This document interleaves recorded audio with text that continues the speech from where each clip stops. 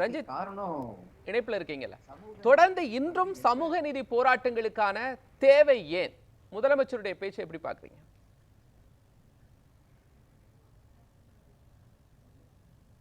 போராட்டம், அந்த வைக்கம் போராட்டம் இதெல்லாமே அன்றைய காலகட்டத்துல மிக முக்கியமான ஒரு போராட்டங்களா இருந்தது. அன்னைக்கு ஆலயத்துக்குள்ள விட மாட்டேன்னு சொல்லி மிகப்பெரிய விஷயங்கள் இருக்கும் பொழுது அன்னைக்கு அந்த போராட்டங்கள் தேவை இருந்தது. ஆனா இன்னைக்கு நூற்றாண்டு கழிச்சு இன்னைக்கு நம்ம எதை நோக்கி போகணும் அப்படிங்கிற அந்த பாதையை மறந்துட்டு இன்னமும் நம்ம அந்த ஆலயத்தை வைத்தே அரசியல் பண்ணிட்டு இருக்கிறது தான் இங்க பிரச்சனை. இந்த திராவிட கட்சிகள் பழைய வரலாற்றை வைத்துக் கொண்டு அதை வைத்து அரசியல் பண்றதுதான் இங்க பிரச்சனை. அதிகாரத்தை நோக்கி போகணும், அப்பதான் இங்க ஒரு மாற்றம் ஏற்படும். சமூக நீதி கிடைக்கணும்னா அந்த ஒடுக்கப்பட்ட மக்களுக்கான அதிகாரம் கிடைக்கணும். அதுதான் இன்னைக்கு தேவையே ஒழிய இன்னும் இவர்கள் என்னன்னா ஆலயத்துல நுழைந்தாச்சு, இன்னும் இவர்கள் கருவறைக்குள்ள போகணும் அப்படிங்கிற ஒரு வெறும் அரசியலை செஞ்சுக்கிட்டு இங்க அதிகாரத்தை நோக்கி போக விடாம இவர்கள் ஒரு அரசியல் ஒரு மாய தோற்றத்தை உருவாக்கி ஏமாற்றுவாதத்தை இந்த திராவிட இயக்கங்கள் செய்யறதுதான் இங்க பிரச்சனை. இதுதான் ஒற்றை வரியில சொன்னா இந்த ஒரே வரிதான். அதே மாதிரி திராவிட இயக்கங்கள் போராடிதான் ரிசர்வேஷன் எல்லாத்தையும் கொண்டு வந்திருக்காங்க. நீங்க ஏமாற்று வேலைன்னு சாதாரணமா சொல்லிட்டு போறீங்களா ரஞ்சித்? இல்ல, அதாவது இது திராவிட இயக்கம் மட்டுமே செஞ்ச மாதிரி ஒரு பிம்பத்தை உருவாக்குறாங்க பாத்தீங்களா? அதாவது பெரியார் இல்லைன்னா வைக்கம் போராட்டமே நடந்திருக்காது, பெரியார் இல்லைன்னா இந்தியாவில ஒடுக்கப்பட்ட மக்களுக்கு குரல் கொடுக்கவே ஆள் இல்ல அப்படிங்கிற ஒரு பிம்பம், ஒரு மாய தோற்றம் இருக்கு இல்லையா? பெரியார்னு ஒருத்தர் பிறக்கவே இல்லைன்னா சமூக நீதிங்கிற ஒரு வார்த்தைக்கே அர்த்தம் தெரியாது, ஒடுக்கப்பட்ட மக்களுக்கு குரல் கொடுக்க யாருமே இல்ல அப்படிங்கிற ஒரு பிம்பம் உருவாக்கப்பட்டிருக்கு இல்லையா? அது ஒரு கட்டமைப்பு. அதுதான் இங்க பிரச்சனைங்கிறோம். ஏன்னா இங்க எத்தனையோ தலைவர்கள் இருக்காங்க. அண்ணன் இன்னைக்கு சரி, அப்ப பெரியாருக்கு முன்னாடி நடைபெற்ற சமூக நீதியை பத்தி சொல்லுங்க. திருச்சி வேலுசாமி சார் நிறைய விஷயங்களை குறிப்பிட்டு சொன்னாங்க, நீங்க சொல்லுங்களேன்.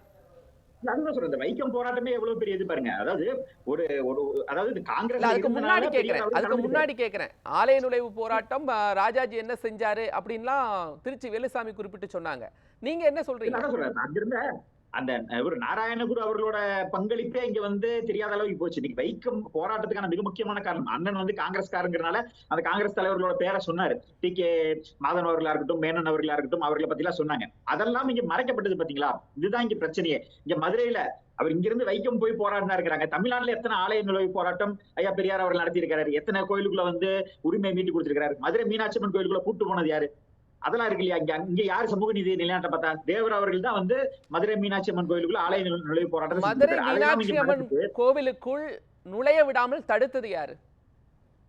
இல்ல, அதுதான் சொல்றேன். அது ஆதிக்க சாதியினர் பண்ணும் பொழுது அதை எதிர்த்து கேள்வி கேட்காம அந்த உயர் சாதியினரால் உருவாக்கப்பட்ட நீதி கட்சியில தானே பெரியார் அவர்கள் பயணிச்சாரு. எங்க பிராமணர்களால இருக்கக்கூடிய காங்கிரஸ்ல பயணிச்சாரு, அப்புறம் திரும்ப நீதி கட்சி உயர் சாதியினரோட பயணிச்சாரு.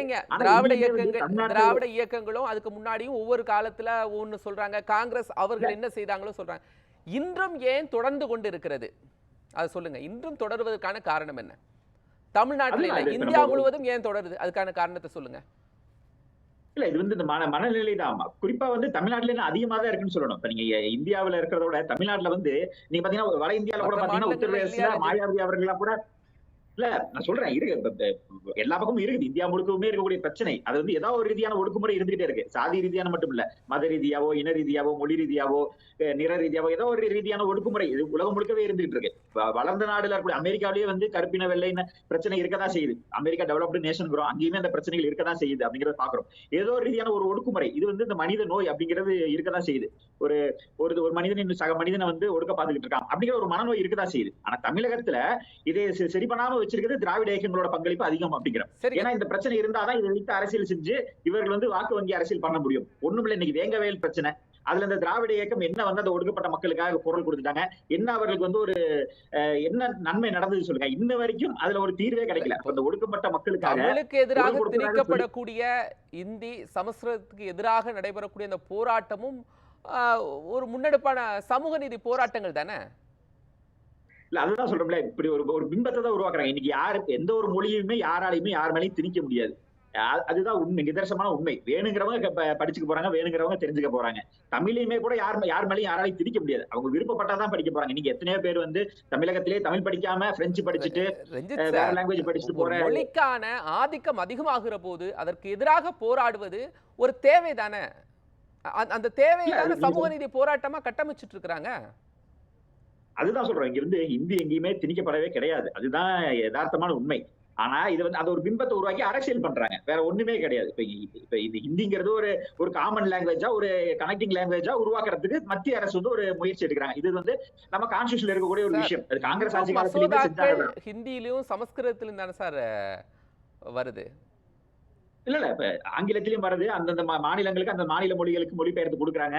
இதுல சில சில சிக்கல்கள் இருக்கலாம், நிர்வாக சிக்கல்கள் இருக்கலாம். இன்னொன்னு நம்ம சொன்ன மாதிரி கான்ஸ்டிடியூஷன் அரசியல் அமைப்பே வந்து இந்தியை வந்து வளர்த்துறது வந்து ஒரு கடமை, அரசோட கடமையா வச்சிருக்காங்க. அது வந்து அரசியல் அமைப்பே வந்து இந்தியை வளர்த்துறதுக்கு வந்து ஒரு இது கொடுத்திருக்குது. அப்படி இருக்கும்போது சார் அது ஒரு தனி பண்பாட்டு சப்ஜெக்ட். ரீதியிலான வளர்ச்சின்னு ஒண்ணு இருக்கு ரஞ்சித் சார். நீங்க ஹிந்தி அப்படிங்கிறதுலயும் சமஸ்கிருதத்திலயும் மட்டும் இருக்கிற போது அந்தந்த மொழியில் உள்ளவர்கள் அதற்கு எதிராக போராட்டம் தானே செய்வாங்க. எங்கள் மொழியை அங்க கொண்டு வாங்கன்னு கேட்கறதுல என்ன தவறு இருக்க போகுது? அதானே அவங்க மாநிலத்திற்கான சமூக நீதி போராட்டமா இருக்க முடியும். நிச்சயமா இல்ல அது அந்தந்த மாநிலத்துக்கான மொழிகள் எங்கேயுமே மறுக்கப்படவே கிடையாது. அந்தந்த மாநிலத்துக்கான கம்யூனிகேஷன் வரும்பொழுது அந்த மொழிகள்ல கொடுக்கப்படுது. இப்ப நீங்க பாத்தீங்கன்னா மத்திய அரசுமே கூட இன்னைக்கு மோடி அவர்களே கூட பாரதியார் அவர்களோட தொகுப்பை வந்து இன்னைக்கு அவர் வெளியிட்டு இருக்கிறார். பாரதியாரோட எல்லா குறிப்புகள் எல்லா தொகுப்புகளையும் வந்து ஒரு புத்தகமா இன்னைக்கு வெளியிட்டு இன்னைக்கு அவர் வெளியிட்டு சார் நீங்க மொழி மாற்றம் செய்யறீங்க. டைரக்டா அந்தந்த மாநிலம் சம்பந்தமான விஷயங்கள்ல தமிழ் மொழியில எத்தனை மசோதாக்கள் வந்திருக்கு, மலையாளத்துல எத்தனை மசோதா வந்திருக்கு, பெங்காலில எத்தனை மசோதா வந்திருக்கு சார்? வந்திருக்குதா? அந்த கேள்வி இருக்குல்ல, அந்த மக்களிடம் அந்த ஆதங்கம் இருக்கும்ல. இல்ல அதுதான் சொல்றேன். நாடு முழுக்க பல்வேறு மொழிகள் இருக்கு. இன்னைக்கு வந்து இந்த பாஜக அரசு வந்ததுக்கு அப்புறம் எல்லா மொழிகளுக்குமான முக்கியத்துவம் கொடுக்கப்பட்டிருக்கு அப்படிங்கறத பாக்குறோம்.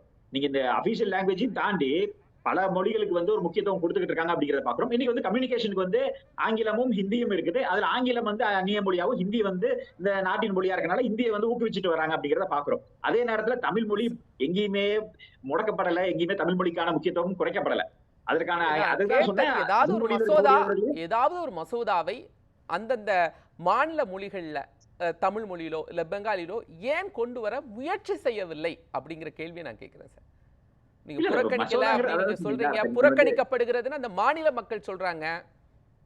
இல்ல நாடு அதாவது என்ன சிக்கல்னு வச்சுக்கோங்களேன், இந்திங்கிறது வந்து ஒரு பொது மொழியா தான் இருக்கே தவிர இது ஒரு எந்த ஒரு இனத்துக்குமோ எந்த ஒரு மாநிலத்துக்குமே பொதுவான மொழி கிடையாது. தமிழ்நாட்டில் பொது மொழியா சார் ஹிந்தி? இந்தியாவுக்கான ஒரு பொது மொழி, கனெக்டிங் லாங்குவேஜ். இப்ப ஆங்கிலம் எப்படி நமக்கு வந்து ஒரு பொது மொழியா இருக்குதோ, உலகத்துக்கு ஒரு பொது காமன் லாங்குவேஜா ஆங்கிலம் இருக்கிற மாதிரி இந்தியாவுக்கான ஒரு காமன் லாங்குவேஜா ஹிந்தி இருக்குது. பொதுவான லாங்குவேஜ் எல்லாருக்குமான. இப்ப நம்ம கேரளால போயிட்டு தமிழ் வேணும், ஆந்திரால போயிட்டு மலையாளம் வேணும், நம்ம வந்து என்னென்ன மொழிகள் சேர்ந்தது ஹிந்தி? என்னென்ன மொழிகள் சேர்ந்தது ஹிந்தி?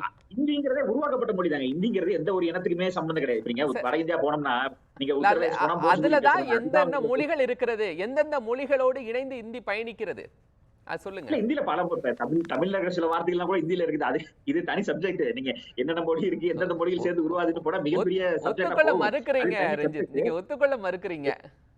இல்ல நான் சொல்றது ஹிந்திக்கு நான் வக்காலத்து வாங்க விரும்பல. நான் சொன்னது வந்து என்னன்னா அதாவது ஒரு பொது மொழியா இருக்குது. அதனால தேசம் முழுமைக்குமாக இப்ப 22 அபிஷியல் லாங்குவேஜ் இருக்குங்க. எல்லா மொழியிலுமே நம்ம வந்து கொடுக்க முடியாது. ஆனா மொழிபெயர்த்து கொடுக்குறாங்க அப்படிங்கறத உண்மை. சரிங்க, அவங்க ஹிந்தியில பேர் கொண்டு வரலாம். பல இனம் பல மொழிகள் இணைந்தது ஒரு தேசம், இந்த பாரத தேசம்.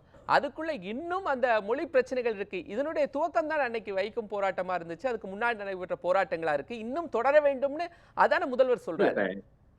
இல்ல இப்ப நம்ம சொன்ன மாதிரி இப்ப பாத்தீங்கன்னா இப்ப நீங்க சொன்னீங்க இப்ப இந்த ஹிந்தியில திணிக்கிறாங்க. ஹிந்தியில இருக்கக்கூடிய விஷயங்கள் வந்து தமிழ்நாட்டுக்கு வரும்பொழுது தமிழ்ல மொழிபெயர்த்து கொண்டு வரோம். இப்ப நீங்க சர்வ சிக்ஷா அபியான்னு சொல்றாங்க, அனைவருக்குமான கல்வி. அது தமிழ்நாட்டுல வரும்பொழுது நம்ம அனைவருக்குமான கல்வி அப்படிங்கிற கொடுக்குறோம். இந்த மாதிரி இப்ப பொன்மகன் திட்டம், செல்வமகள் திட்டம், அது வந்து அங்க ஹிந்தியில ஒரு பேர் வைக்கிறாங்க. தமிழ்நாட்டுக்கு வரும்பொழுது நம்ம மாத்திக்கிறோம் சார். அனைவருக்குமான கல்வி நம்ம மாத்திக்கிறோம். நீங்க கொண்டு வரும்போது அனைவருக்குமான கல்வி அப்படி நீங்க பில்லே கொண்டு வரலாமே. நம்ம இங்க வந்து யாருமே அப்படி பயன்படுத்த கூடாது. இப்ப நீங்க அப்படி சொல்லிட்டா அதற்கான நிதி கொடுக்க மாட்டோம்னு வந்து மத்திய அரசு சொல்லவே கிடையாது. இங்க நமக்கு வேணுங்க அந்தந்த மாநிலங்களுக்கு ஏத்த மாதிரி கொண்டு வராங்க. இங்க வந்து அதான் சொல்றேன், நீங்க மத்திய அரசோட பிளவைதான் சமூக நீதிக்கான போராட்டமாக இன்னும் தொடர வேண்டும் அப்படின்னு சொல்றதுக்கான தேவையா ஏற்படுது ரஞ்சித். இந்த பிளவை தான் நான் சொல்றேன். கேள்வி இல்ல இது மொழி ரீதியான பிரச்சனை வேற. இங்க வந்து இங்க இருக்கக்கூடிய அந்த சமூக நீதி பிரச்சனைங்கிறது பாத்தீங்கன்னா இங்க வந்து இந்த ஆதிக்க சாதியினருக்கும் ஒடுக்கப்பட்ட சாதியினருக்குமான பிரச்சனை. இது இங்க திராவிட கட்சிகள் வந்து எந்த அளவுக்கு அதை சரி செய்ய முயற்சி செஞ்சிருக்காங்க, அதிகார பங்களிப்பு கொடுத்திருக்காங்க. நான் மொழி ரீதியான பிரச்சனைய மட்டும் சொல்ல, நீங்க மொழி ரீதியான பிரச்சனை சொல்லும் போது அதுல இன ரீதியான பண்பாட்டு ரீதியான எல்லா பிரச்சனைகளும் அடங்குது இல்ல, அதுக்குதானே கிளர்ச்சி வருது. இல்ல அதான் சொல்றேன், அந்த மொழி பேசக்கூடிய மக்கள் மத்தியில இருக்கக்கூடிய ஒடுக்கப்பட்டதான் நம்ம பேசுறோம். இப்ப நீங்க மொழி ரீதியான பிரிவினை வேற, ஆனா இங்க ஒரே மொழி பேசக்கூடிய தமிழ் மொழி பேசக்கூடிய மக்கள் மத்தியிலேயே இந்த சாதி ரீதியான பிரச்சனை அங்கதானே சமூக நீதி இல்லாம போகுது. வெவ்வேறு மொழி பேசவங்க கூட பிரச்சனை வேண்டாம். ஒரே மண்ணில ஒரே மொழி பேசி வாழக்கூடிய மக்கள் அவர்களுக்குள்ள ஏன் இந்த பிரச்சனை? அப்ப இதை யார் தூண்டி விடுறா? இதை வைத்து அரசியல் செய்யக்கூடியது யார்? ஏன் இந்த பிரச்சனையை சரி பண்ண முடியல அப்படின்னா இந்த திராவிட இயக்கங்கள் இதை வைத்து அரசியல் செய்ய பாக்குறாங்க. அவங்களுக்கு வேற வழி இல்ல. இப்ப ஒண்ணு மொழியை வைத்து அரசியல் செய்யணும், இல்லைன்னா இந்த சமூக நீதியை பேசி அரசியல் செய்யணும். ஆனா உண்மையான சமூக நீதியை நிலைநாட்ட இவர்களுக்கு ஒருபோதும் எண்ணம் கிடையாது. எல்லா ஜாதிகளும் ஆலயத்திற்குள் நுழைய வேண்டும் அப்படின்னு சொல்றதான திராவிட இயக்கங்கள். நீங்க அவர்கள் தான் இதுக்கு தடையா இருக்காங்க அப்படின்னு நீங்க சொல்றீங்களா? அதுதான் சொன்னேன் இல்லையா, அது திராவிட இயக்கங்கள் உருவாக்கல, கோயிலே இழுத்து மூடணும்னு தான் இவங்க சொல்றாங்க. இப்ப நாராயணகுரு அவர்கள் வந்து கோயில் கட்டி கொடுத்து அந்த கோயில்களுக்குள்ள அவங்க குடமுழுக்கு நடத்துறாங்க, சம்பரோக்ஷணம் நடத்துறாங்க. இல்ல பெரியாரு எத்தனை கோயில் கட்டி கொடுத்தாரு, எத்தனை கோயிலுக்குள்ள மக்களை கூட்டிட்டு போனாரு? எங்கேயுமே இல்ல. கோயிலுக்கு போகாத, அவன் உள்ள உடலையா போகாத அப்படின்னாரு. இதேதான் இப்ப திராவிட இயக்கம் பண்ணுது. அவன் அதிகாரத்துக்கு வரவிட மாட்டேங்கிறான், நீ வராத, போகாத. ஏன் உள்ள விடல அப்படிங்கிற ஒரு கேள்வி எழுந்தது இல்ல, அதுக்கு நீங்க பதில் சொல்ல இங்க வந்து ஆதிக்க சாதியினர் வந்து மக்களை கோயில்களை விடல. அப்ப அதை வந்து போராடி அந்த உரிமையை பெற்றுத்தரதுதான் சரியான ஒரு தலைமையா இருக்கணுமே தவிர, அந்த போகாத, கோயிலுக்கே போகாத, சாமியே கும்பிடாத. பெரியாரோட கொள்கை என்ன? கோயிலுக்கு போகாத, சாமி கும்பிடாத, சாமியே இல்ல, கோயிலே வேண்டாம் அப்படின்னாரு. இதுதானே பிரச்சனைங்கிறேன். அப்ப அன்னைக்கு அந்த பிரச்சனை முடிஞ்சிருச்சு. இன்னைக்கு எல்லாம் கோயிலை பத்தியே யோசிக்க விடல அப்படிங்கறதுனால அவர் சொன்னாரு. உள்ள விடவில்லை அப்படிங்கறதுனால அவர் சொல்றாரு. உள்ள விடாததுக்கான காரணத்தை சொல்ல நம்ம பேசலாம். ரஞ்சித் பேசலாம். இல்ல அவர் என்ன சொல்றாரு, இந்த பழம் உனக்கு கிடைக்கல, இந்த பழம் புளிப்புன்னு போ அப்படிங்கிறாரு. நாங்க என்ன சொல்றோம், தொடர்ந்து பேசுவோம் ரஞ்சித், தொடர்ந்து பேசலாம். இன்னைக்கு அதுதான் பிரச்சனை. அதிகாரம் கிடைக்காத மக்கள் ஒடுக்கப்பட்டு கிடக்குறாங்க. அவர்களுக்கான அதிகாரத்தை வாங்கி கொடுக்க முயற்சி பண்ணல திராவிட இயக்கம். இன்னைக்கு என்ன சொல்றாங்க, அதிகாரம் உனக்கு கிடைக்கலையா, நீ போகாத, அந்த அதிகாரம் உனக்கு வேண்டாம், பஞ்சாயத்து ஆபீஸ் போகாத, எம்எல்ஏ ஆபீஸ் போகாத, நீ வந்து அப்படியே ஒடுங்கியே இரு அப்படிங்கறத இவர்கள் சொல்றாங்க. அதுதான் இங்க பிரச்சனைங்கிறேன். சரி, அதிகாரத்தை நோக்கி தொடர்ந்து பேசுவோம், தொடர்ந்து பேசலாம். தயாராக இல்லை.